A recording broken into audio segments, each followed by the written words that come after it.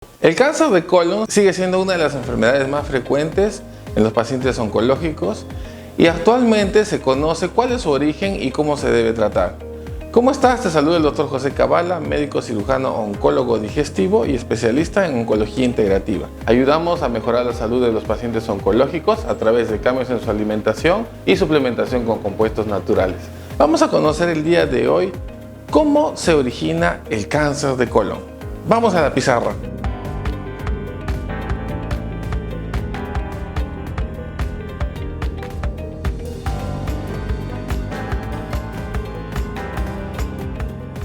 Muy bien, entonces vamos a repasar un poco cómo se origina el cáncer de colon, cuál es la causa, cuáles son los factores principales, cuáles son sus síntomas, y para eso vamos a tener que recordar un poco la anatomía y la fisiología del colon, ¿ok?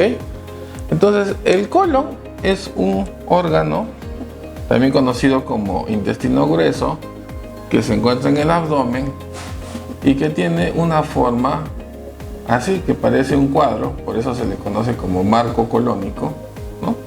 Parece un cuadro, ¿ok? Y la función principal del colon es en absorber agua. Cuando las heces llegan a través del intestino delgado e ingresan al colon, llegan en un estado líquido, pero conforme las heces van avanzando, van perdiendo agua porque el colon empieza fundamentalmente a absorber líquido, a absorber agua, a absorber electrolitos, a absorber potasio.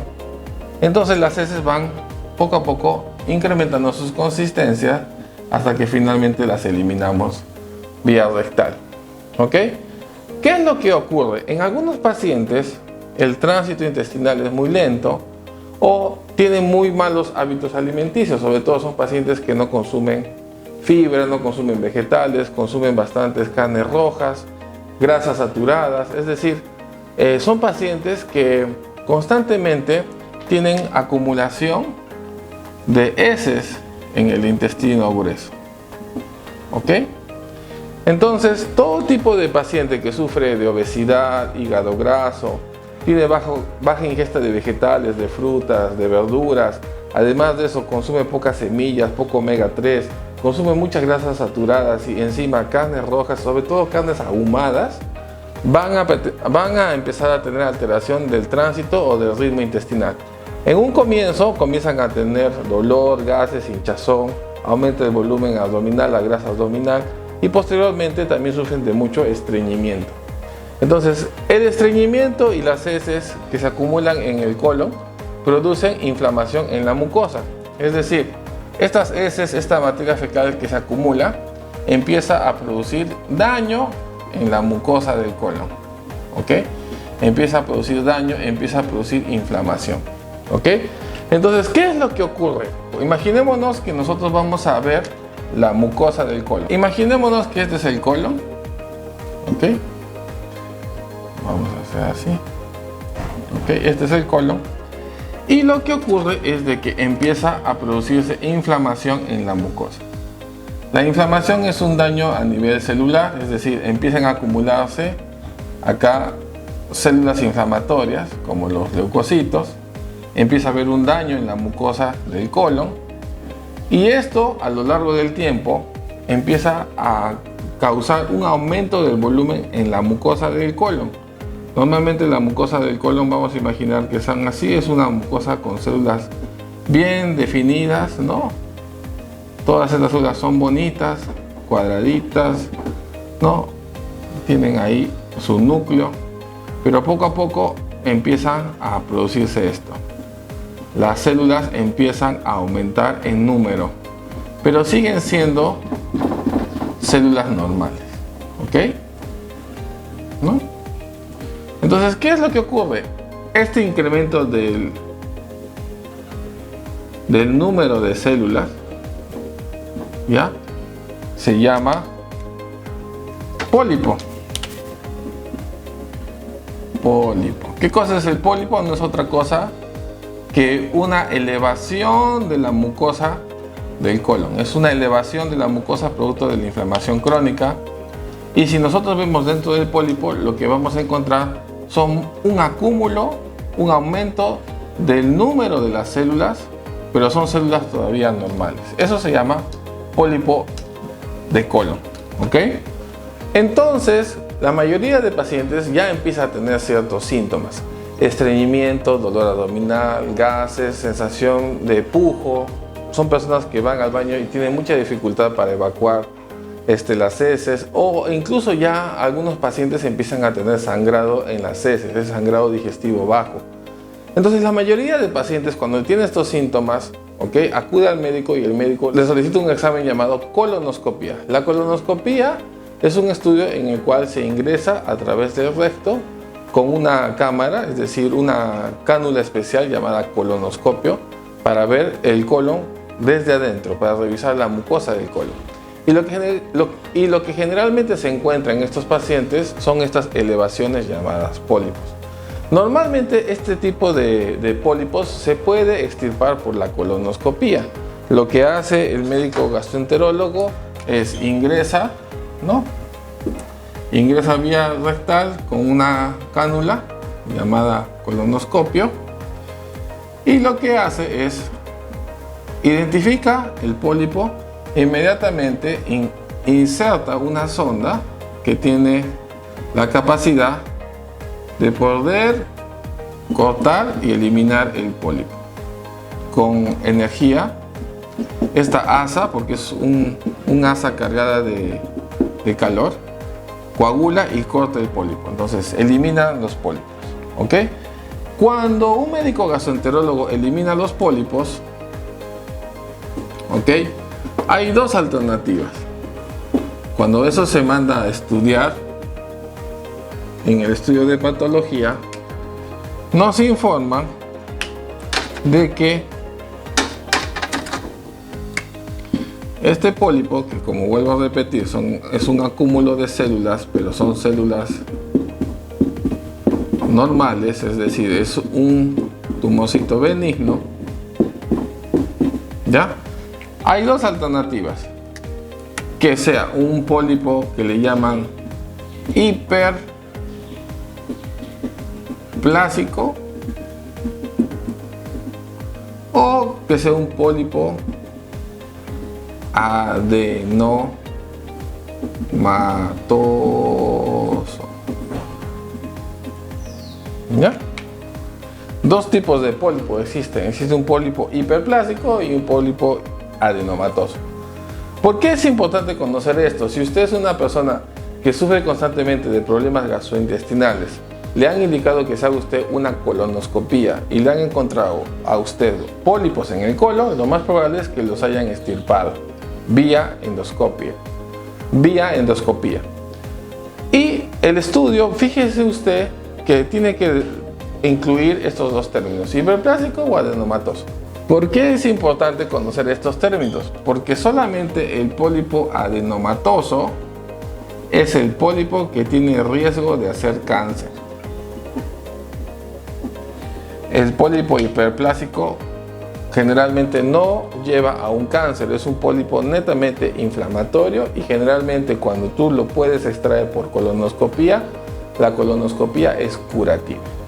Sin embargo, el pólipo adenomatoso sí tiene riesgo de cáncer, ¿ya? Y este pólipo adenomatoso, cuando tú recibas tu informe de patología, puede ser que el pólipo adenomatoso tenga ya ciertos cambios en las células, sobre todo en los núcleos. Tú vas a ver de que en el microscopio hay algunas células que tienen los núcleos normales, como estás viendo acá, pero hay otras células que tienen ya núcleos un poco más grandes, ya empiezan a tener ciertos cambios en el tamaño, en la forma del núcleo, y eso se llama displasia.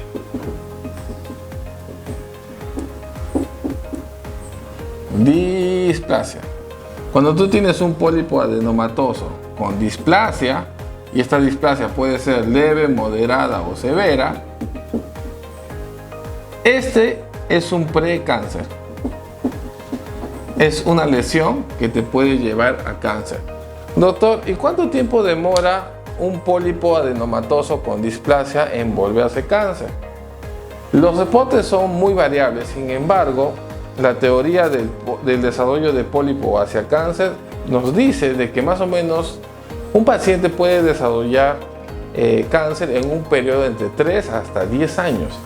Muchas personas no saben que tienen pólipos adenomatosos, ya solamente acuden al médico cuando tienen síntomas.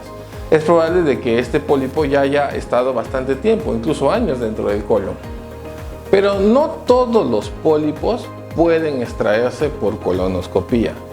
La mayoría de los pólipos mayores a 2 centímetros generalmente ya presentan cierta dificultad para ser extirpados por el médico gastroenterólogo, y muchas veces los médicos cirujanos tenemos que ya intervenir a estos pacientes mediante una cirugía mayor para tratar de extirpar no solamente el pólipo, sino un segmento del colon. Aún así, esta cirugía es curativa, pero recuerda, depende mucho del tamaño de los pólipos.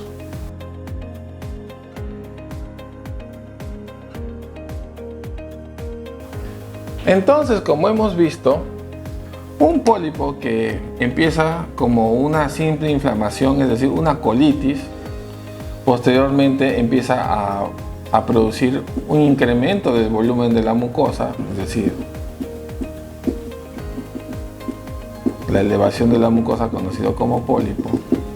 Después de eso, este pólipo empieza a tener cambios en sus núcleos, en las células, lo cual se conoce como pólipo con displasia.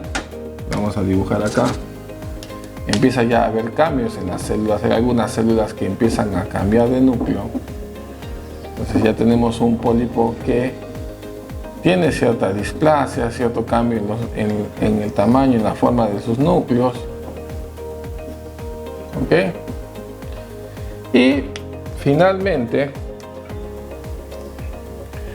tenemos ya el cáncer de colon. El cáncer de colon ya, generalmente las úlceras por cáncer de colon son úlceras que tienen más o menos esta forma, ¿no?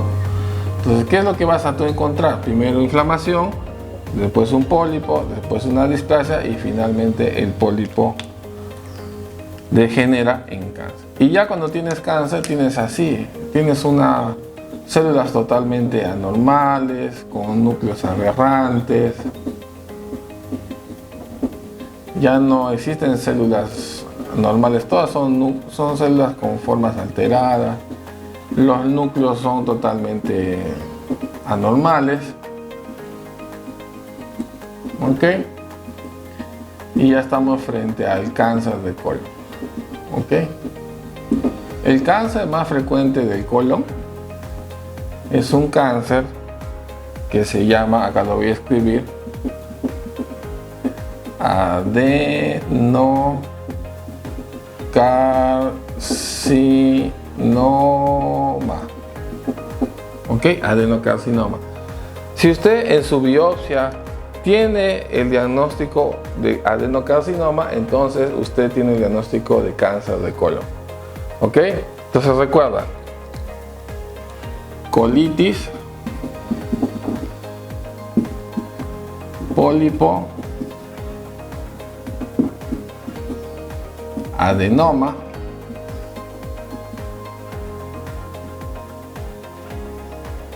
con o sin displasia,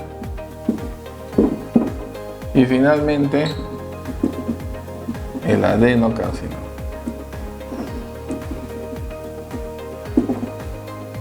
¿Ok?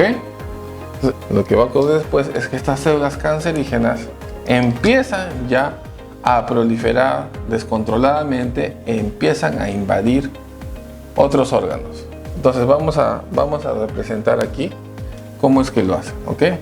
Aquí en el colon existen unos vasos sanguíneos que voy a representar de esta manera, que lo que hacen es dar irrigación sanguínea al colon. ¿Ok? Viene así, viene así. Son vasos sanguíneos que dan el flujo sanguíneo al colon. ¿Ok? Muy bien. Lo que hacen estas células cancerígenas es empiezan a invadir, ¿ok?, unas zonas llamadas los ganglios linfáticos. Los ganglios linfáticos se encuentran rodeando estas arterias. Hay unas arterias aquí que dan sangre al colon, ¿ok? Entonces, invaden estos ganglios linfáticos, ¿ok? En un primer momento. Y de ahí, posteriormente, cuando agarran ya el torrente sanguíneo, lo que hacen es, hacen metástasis a distancia, ¿ok? Invaden los órganos, primero la luz, la mucosa del colon, invaden los ganglios que están alrededor de las arterias, llegan a un vaso sanguíneo principal y de ahí hacen metástasis al pulmón, al hígado, es decir, a cualquier lugar. Muy bien, entonces ya cuando hay el diagnóstico de cáncer de colon, nosotros hablamos de fases del cáncer de colon. Entonces vamos a imaginar lo siguiente. Nosotros hemos dicho de que primero tenemos un pólipo, el cual tiene más o menos esta forma, ¿ya? Pero en el pólipo hay ya, en un primer momento hemos encontrado displasias, ¿ok? Pero ya hemos encontrado dentro del pólipo células cancerígenas, o sea, netamente adenocarcinoma, ¿ok? O sea, hay células cancerígenas ya con núcleos totalmente anormales, ¿ok? Ya no vas a encontrar casi células normales. Casi todo es adenocarcinoma, casi todos son células ya netamente cancerígenas. Pero sin embargo, este tumor todavía mantiene una forma como si fuera un pólipo, ¿ok? Y son pólipos que miden generalmente más de 2 centímetros, ¿ya? Pero es cáncer. Este tipo de cáncer se le conoce como cáncer en estadio 1. Pero es cáncer, no es un pólipo. Ya hay degeneración en las células, ¿ok? Si este cáncer sigue aumentando de tamaño, vamos a imaginar que ya tenemos una cosa así, ¿ya? O sea, vamos a imaginar que el tumor, a veces son tumores de 4 o 5 centímetros, pero siguen siendo tumores que son muy parecidos a los pólipos, solamente que son un poco más grandes. Y algunos de ellos, algunos de estos tumores, ya presentan pues sangrado, algunos presentan pues estreñimiento, ya mucha más dificultad, empiezan los pacientes a tener cierto grado de anemia, hemoglobina un poco baja, ¿ok?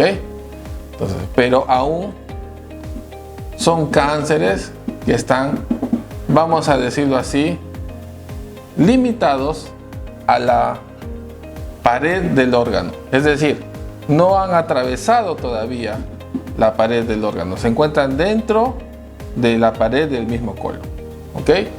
Son un poco más grandes, no han hecho metástasis a distancia, no hay compromiso de ganglios, están limitados todavía dentro de la pared del órgano y se les considera como una fase 2. Fase 2, ¿ok? Si pasa y progresa la enfermedad, lo que va a ocurrir es de que este tumor empieza ya a ulcerarse,